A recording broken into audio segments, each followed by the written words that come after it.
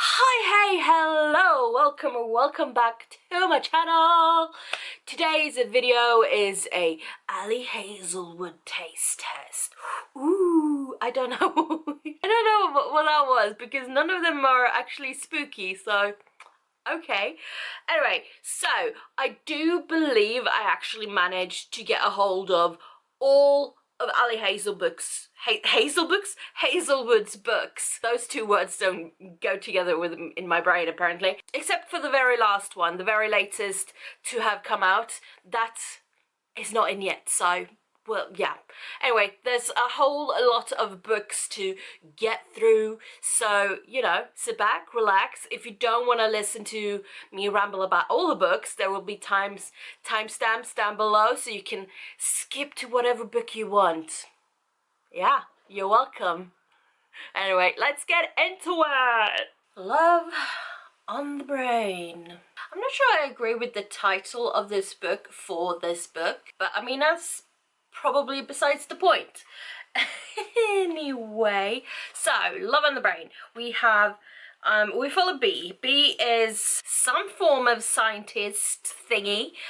Listen, the science, it goes way over my head. I find science interesting. I understand very little of it because it's just not my field. It's not my field. I find it interesting. I understand some aspects, but not a lot. So she's some kind of scientist, doctor thingy, and she's contracted to work on this, what was it called, Brink, which is basically a helmet for astronauts. Don't ask me anything else about that. It's to do with something with a helmet for astronauts thingy. That's about as much of it as I could understand, okay?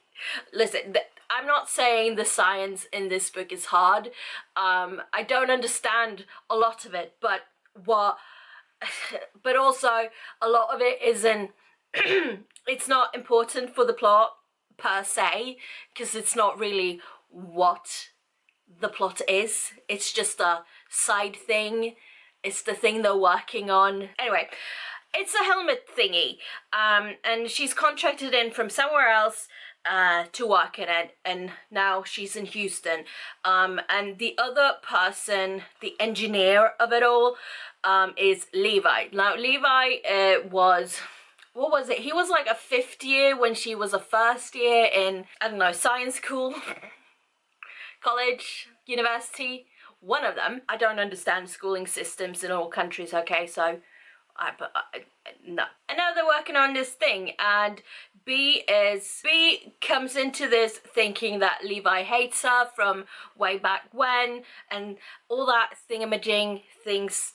Yeah, I think we can safely assume, being a rom-com book, that he didn't actually hate her at all. Yeah, we can just speed forward to that bit. Anyway, no, he didn't hate her. He was very much attracted to her, but her boyfriend at the time was like, I don't know. She feels uncomfortable by you. No, she knows that you're attracted to her, and she's very uncomfortable. So he was like just trying to avoid her to, you know, make it easier for her. Except said boyfriend was a cheating scum of a boyfriend. Anyway, she comes there. He thinks she's married to that old boyfriend. She's not. Both are very single, very ready to mingle. I don't know. Anyway, suffice it to say, they fall for each other. But they're not really on the same page most of the time, or like at all. It's like they're talking to each other every now and again. They will talk about feelings and stuff, but they're not actually saying everything. It's like, how hard is it to communicate? I like you, you like me. Let's see where this is going. No, but they seem to be communicating with each other, so the talking part shouldn't be hard. Especially once they actually start talking to each other and not just, you know, walking around thinking things that are not true. I quite like this book. I thought it was cute. There's cats. What's not to love? He has a cat that is old. She has an invisible cat. Is not her cat isn't invisible. It's just that the cat kind of comes into her lab when no one else is there. And so far, well, most of the time, she's the only one that's actually seen this cat. So, yeah, he jokes that she has an invisible cat. Science of it all, what we need to know is understandable. It's very well explained, all that, perfect. The only thing that had me was they're talking to each other, but they're not actually talking to each other. No, I liked it. I liked it a lot. The main character, she has like pink purple hair. Yes. I know I don't have it currently because I'm lazy with the upkeep, as in, it's been a while. But that's the hair color that makes me feel most confident, and I'm just lazy with, you know, the upkeep. And also finding that right hair color, the right hair dye, is a pain in the ass. I mean, last time I did it, I had blue hair for a couple of minutes because I tried a different hair dye and it wasn't purple, it was blue.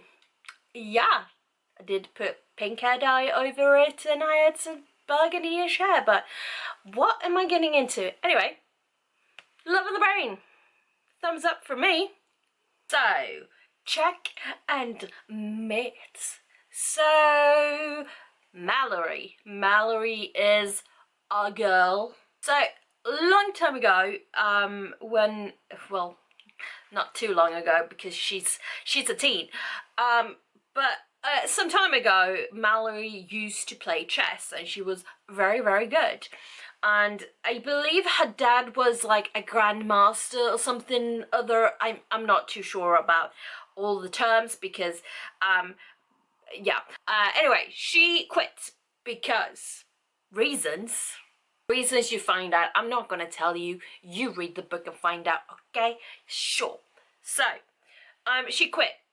And now she's sort of, well, she's supporting her mum and her sisters by working her little ass off, trying to make enough to pay for everything. It's not easy, but she's doing it. But then, one day, opportunity arrives, and now she's back in the chess game. And why did she leave again? She's questioning herself. Actually, I don't think she does question herself, but it's one thing I wanted to question her about. Question yourself. Why? I'm joking. She did quit because reasons. Like I said, you read. You find out on your own. Anyway. So, first off, I was reading it and I was like, why are they teens? Oh yeah, Ali Hazelwood wrote a YA book and I just forgot that it was this one. It happens. It happens. I mean, I could have kind of figured it out because, well, it doesn't say on there.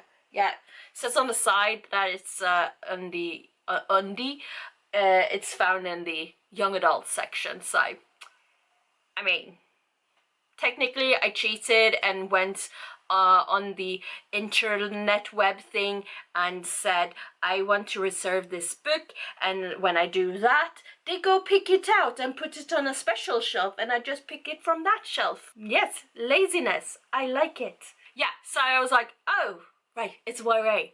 So then I was like, oh, okay, cool, so it's gonna be a romance, we know that much, but since it's YA, are we not gonna get all the sexy sex that we usually get from the romance books? I was like, yeah, sure, we're not getting that now. And I was like, yes, finally a romance book without a million weird sex scenes. No, there are sex scenes. They're not as graphic and as weird as other romance books, so it's fine. But I was like, oh, she had me there for a minute. She had me there.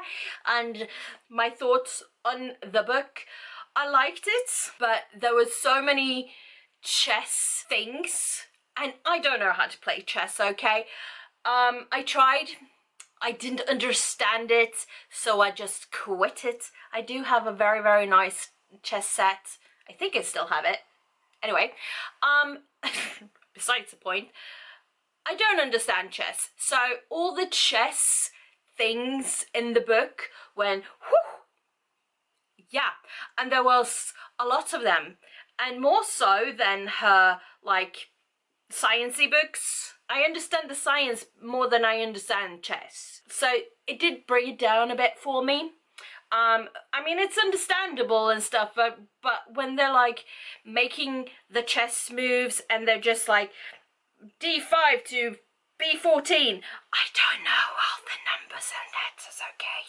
I understand which, like, so and so, but I don't understand the letters, okay? I know.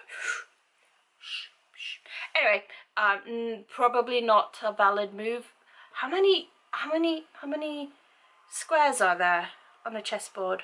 I don't know. Anyway, still beside the point. It's gonna go great. Cats are going crazy. Yeah. Anyway, so Bride, we follow Misery. Yes, her name is Misery. I feel like when someone names you Misery, your life is not gonna be that great. And people hate you. Yeah. So her name is Misery. She is a vampire. Basically, she needs to get married to an alpha, a werewolf, or as they are referred to in this one as shifters, more or less. So basically this world is kind of divided between humans and vampires and werewolves. We're gonna use that word because it's just easier. Also, that picture makes you think werewolves rather than shifter, but sure. Basically, she needs to do this marriage because alliances, and something you find out later on, it's kind of mentioned in passing in the beginning, but you find out later on that when she was a child, when she was like 8, she was actually kinda, I guess, gifted to the humans as a collateral, and the humans gave a human child to the vampires as collateral. It's actually called collateral. It's like, okay, and that was to keep their alliance. Apparently you do that for 10 years and then they switch. It's been going on for a long time, and she had to do that as a child. Great times. She actually has a choice with the marriage, but because her best friend has gone missing, and the only like clue she has currently is the name L.E. Morland. Enter Alpha. So Alpha Wolfie, his name is Lo Morland. So L Morland. Yeah. So that's the reason she agrees to go into this marriage. So basically she can maybe try to get more clues and maybe find her best friend.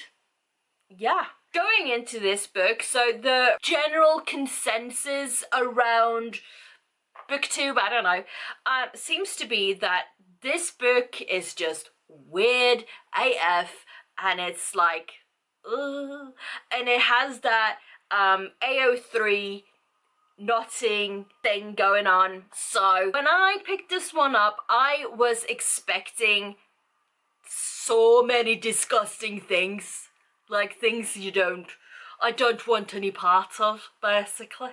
Yes. Okay, before we get to the knotting part, which is something you're gonna have to Google, I'm not gonna go into it, but, or maybe I am, maybe. So I'm the kind of girly who, I like vampires and werewolf stories. I like that. So bringing me something that has both, and bringing me like a bit of detective mystery vibe to it all, yes, hello, here for it. Yes. So I'd read most of the book, and I actually messaged my friend saying I'd heard so and so was gonna go on, and I read like most of the book at this point, and I was like, I don't get it yet. Where's this disgusting part? And she was like, well, you're gonna find out. Yeah. So to the knotting parts. Yeah, I'm not gonna explain it because it's a whole thing. But basically, AO3 knotting things. Yes, that's knotting with a K, Knotting. Yes, I spelt it out for you. Basically, that's a alpha thing when sex. I was expecting to like vomit in my mouth when I got to the sex scenes, as it were, because most of the book they're just like going back and forth. It's like, do they like each other yet or do they not? It's more of a teasing thing, except there's not really teasing going on. And then the weird ass sex. Yes, it was a bit weird, but for some reason I just went along with it because it fit with the rest of the story, and it wasn't that much of it. It was minuscule. It was like 0.00001% of it. It was so little. I was like, okay. I barely noticed it.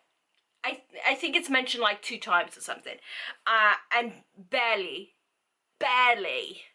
The one thing about the sex scenes was a bit weird, involving the knotting part, that they were kind of stuck together for like 30 minutes and she apparently fell asleep.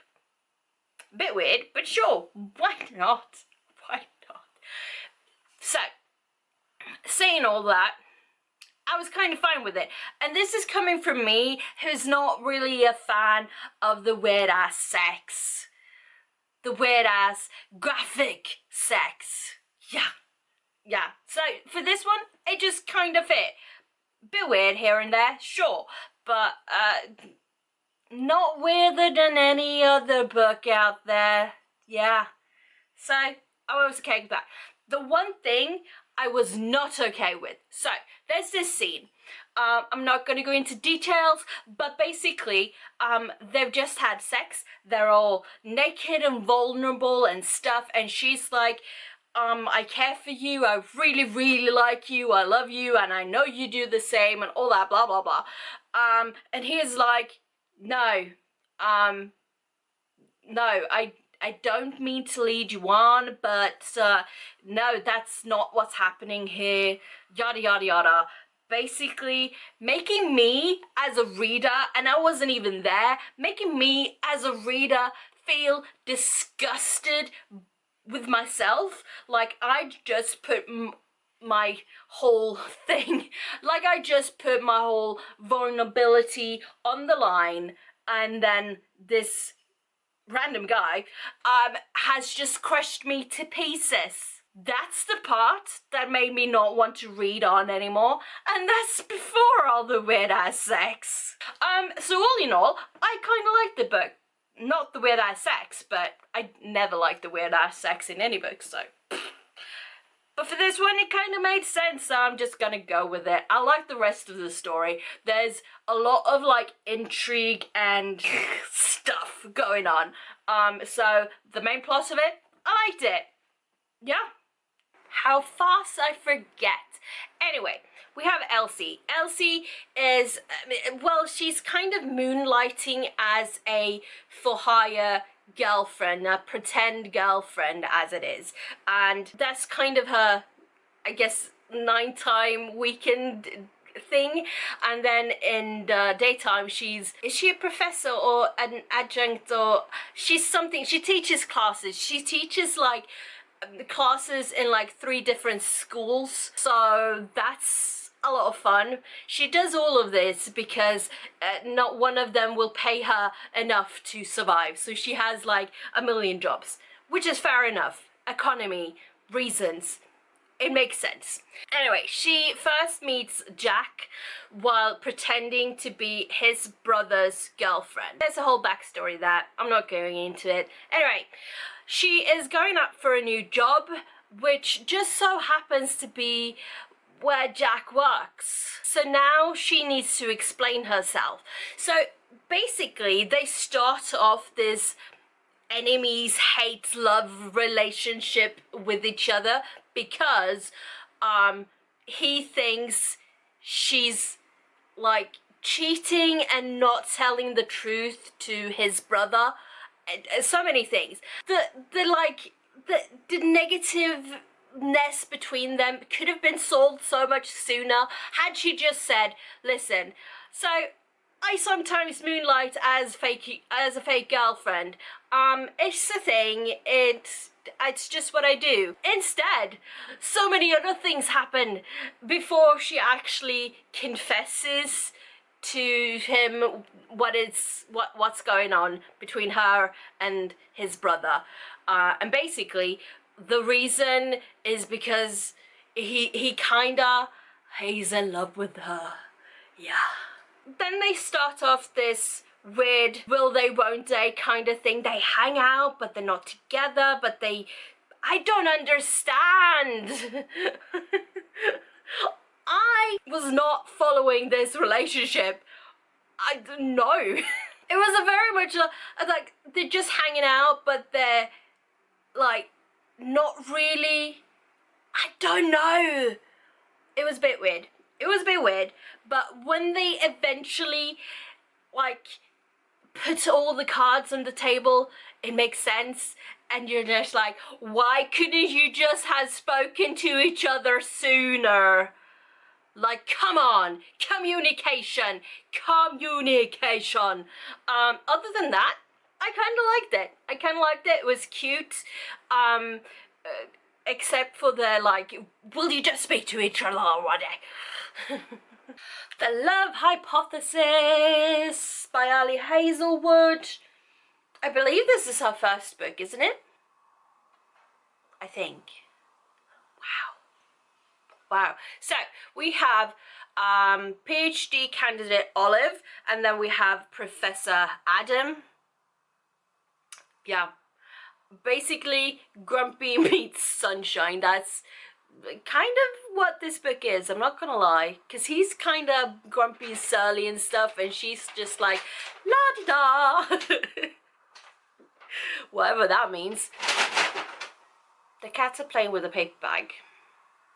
Cool. Basically, it's a fake relationship kind of a deal, but also it's kind of real. So Olive kind of kiss Adam just randomly because she used to date this guy and now her best friend is dating this guy, and to like make her best friend believe that Olive is over said guy, she sort of just kisses Adam and is like, yeah, I'm just sort of dating Professor Adam now. So I'm totally over that guy. Yeah, she is over that guy. She just wasn't actually dating Adam, but you know, shit happens. So she kind of goes to Adam and is like, so I kind of did this thing, or I said this thing, so do you mind if we like fake date for a bit?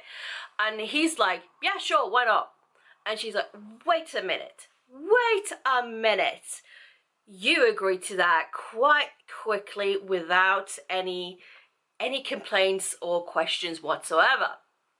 Turns out Adam kind of needs to prove to the university and such that he's not going anywhere. So apparently he's very good at what he does. So other places and stuff are like granting him things and whatever. They want him to come work at their facilities basically, and it's like throwing money at him, but he's happy where he is. He's quite content.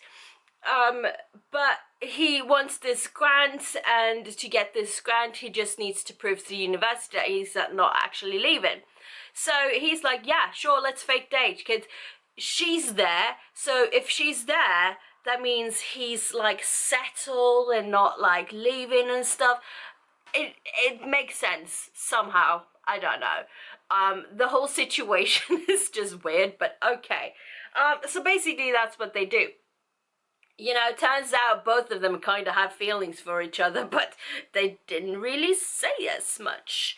So, yeah, fun time. Okay, so this is sort of a Kylo Ren, Rey fan fiction kind of a deal. So Adam Driver, probably why his name is Adam, and then Daisy Ridley, but you know the characters. It's Star Wars Kylo Ren fanfic. Honestly, if I didn't know that beforehand, I wouldn't have picked it up as quickly. I mean, the hints are there, but they're quite subtle in my opinion.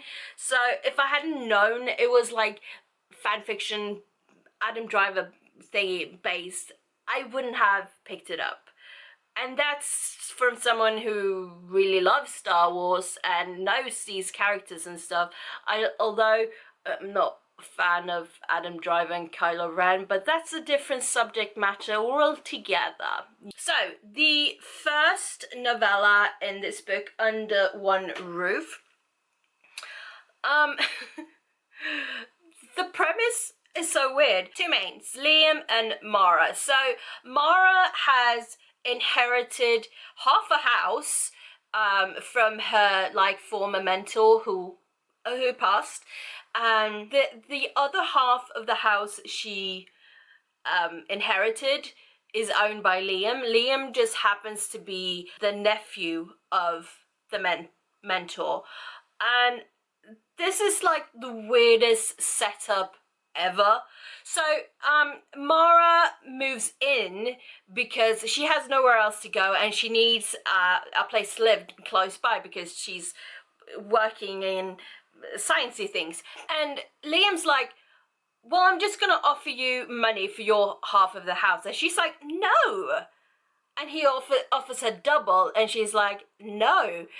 And he continues on doing this through his lawyer, even though he's a lawyer.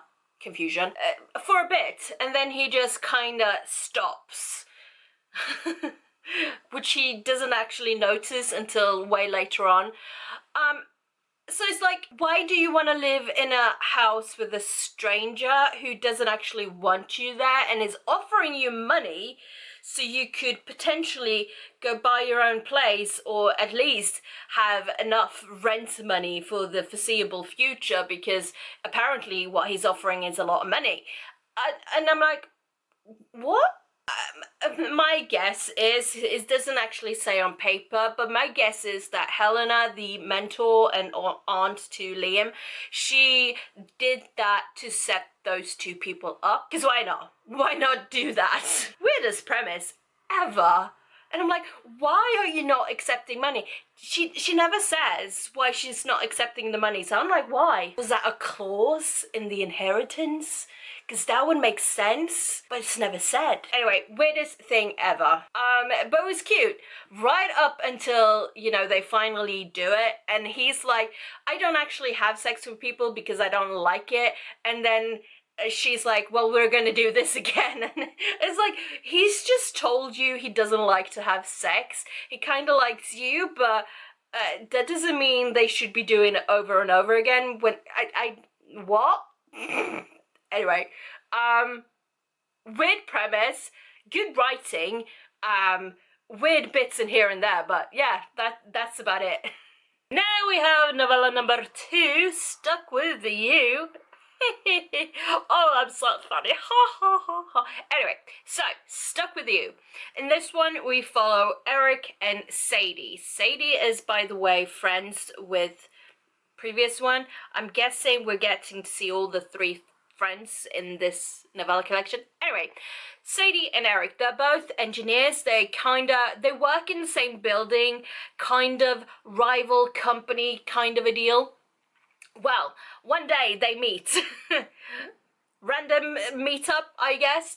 They go on a little date, and the next day, basically, all hell breaks loose. speed forward a bit to the present time for them, and now they are stuck in an elevator. Yay! If that doesn't bring out the claustrophobia, I don't know what else does. Anyway, they're stuck in this elevator for who knows how long, because well, this is an old elevator. It doesn't have that ring for help button, nothing. Nobody knows they're there. Yay! Anyway, so she hates him. He doesn't know this, and he doesn't know why. Basically, they work it out.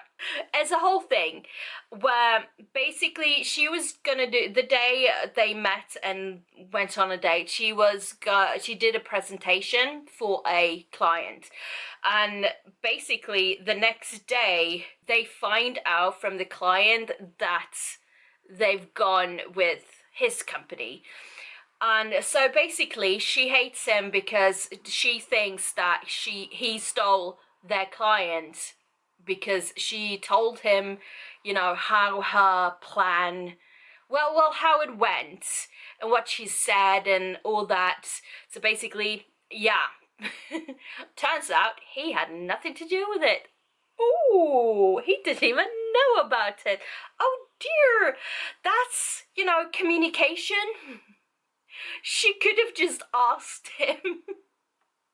You know, when it happened, instead of going however long, because I don't remember how long it was, she could have just asked him and said, okay, or just marched in and been like, so you got me to tell me all my plans, and then you stole those plans and stole our client. Thank you so much, you're a dick. Anyway, communication, also claustrophobia. Oh my goodness, I do not want to get stuck in an elevator. I almost did once. It was horrific, and it was just like the elevator jumped a bit and kind of jumped up and stopped and then got back into rhythm. So it was like 2 seconds and I kind of panicked. So I guess I have some claustrophobia. I guess that's not gonna be it for me. Anyway. Novella number 3, what was it? Below Zero. Final novella. I mean, there's bonus chapter in the end featuring all the boys from all the novellas. It's their point of view, but we're not going to talk about that. It's just a fun little extra bit, I guess. Anyway, Below Zero. So we have, what was their names again? Jesus. Why do I keep forgetting names? Ian and Hannah met back in college time, unit time, whenever, when they were still in school. Well, Hannah and the other girls were still in school.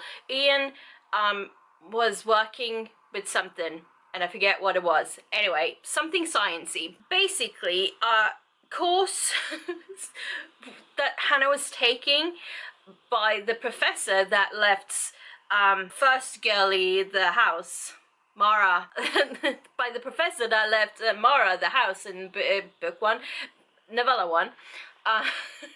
Hannah takes this course where basically they are to interview someone who has the job that you want now or in the future. I confused myself. Also, there's a cloud outside that looks like a stick with 2 balls. There's that. Okay, Mara happens to be cousin or something. This is what they use a lot in the book, in the novella. Happens to be cousin or something with Ian. So basically, Mara contacts someone in the family, great aunt Delilah, I don't know, something, Delphina, something, something beginning with D.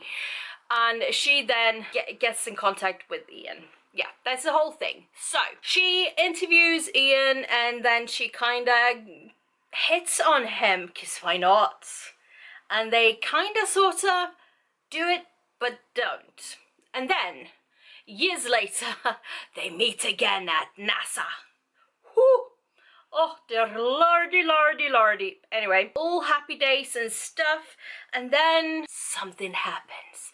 So basically, Hannah comes up with this idea for a prototype, I guess, for something to do with the Mars rover thingamajig, to when it falls over, it's gonna come back up again. It's a whole sciencey thing. I can't explain it, okay? But anyway, to test this prototype theory thingy, they need to go to snowy country Norway, where it's just below zero. Because that's what the novella is called. Anyway, they need to go there because it's the environment is similar circumstances. I don't know science stuff, okay? But she gets denied a grant for this thing, and then she finds out that he was the one who was like, no, she shall not get this, yada yada yada. The end of. Anyway, her, I guess, mentor thingy, he kind of finds a loophole and gets her some funding. Not what she actually needed, but enough to make things happen. Anyway, things go bad, and when she's out in the snowy land, she kind of falls into a crevice. She hurts herself and falls and gets stuck and can't get help, and basically she's gonna freeze to death. Ruh-roh, high intense. Basically, it has the same kind of premise as the second novella, where they could have, you know, spoken with each other and been like, what the fuck, man, what the fuck? They do that while she's like freezing to death, but sure, okay. I think I basically spoiled all of this. Anyway, so to sum up all of the novellas, in conclusion as it were, but to sum up all the novellas. So me, I am not the biggest fan of novellas because I feel like there's not enough time, and a lot of authors, and most authors whose novellas I've read, they make no sense because they haven't had enough time to complete a full story, as it were. Now, I feel like Ali Hazelwood has found a loophole with these because we follow the same three friends, but from different point of views. So while we first start with Mara, in this case, we get to know Sadie and Hannah as well. So when we get to second novella, which is Sadie's, then we already kind of know her, not a lot of her, but we know of her, and she kind of feels like a friend we haven't spoken to in a long time, so we're just like getting some information. And the same goes for Hannah when it's her turn, as it were. So I think Ali Hazelwood found a loophole, although I feel like all three novellas could stand on their own, although there's a, you know, tie between all of them. So there's like a reading order to read them to get the most out of them, I suppose. So yeah, highly enjoyed. I don't understand sciencey bits. I like science. I can't do science, but yeah, I feel like Ali Hazelwood knocked this one out of the park. So yeah, in conclusion, I don't know why I do that. Why do I do that? Anyway, so I really liked her books. I really liked Ali's books. Sure, a lot of them have a lot of communication problems. Yeah, but I mean, who doesn't? Who doesn't? That seems to be a very common thing in books, the communication thing. Not a lot of characters seem to be able to communicate, but you know, it happens. It happens. Anyway, except for all the sciencey bits that just, yeah, and the chess. The chess also went, whoo, that's more or less all of it. Except that it's not within my grasp, let's say. I really enjoy them. I really enjoy the books. I mean, everything is well explained. It's just that I get it at the time, but then if I'm gonna try to explain it later, no. No. But I had a very good time reading all of her books, well, almost all of her books. So, you know, gonna be picking up more in the future, for sure. For sure. Yes. Anyway, thank you so much for watching, and if you have an author you think I should do a little test with, let me know. And yeah, I'll see you all next time. Until then, take care. Bye-bye.